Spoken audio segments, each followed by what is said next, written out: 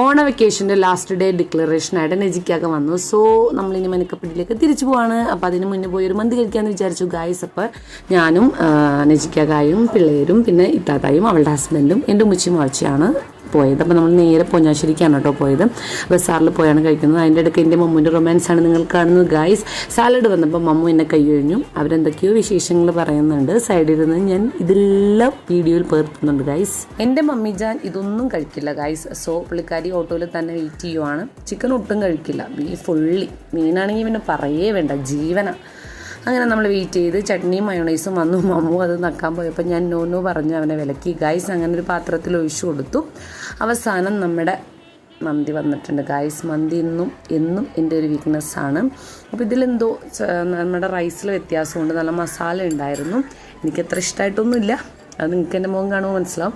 അങ്ങനെ നമ്മൾ കഴിച്ച് നേരെ വീട്ടിലേക്ക് തിരിച്ചു പോരാം.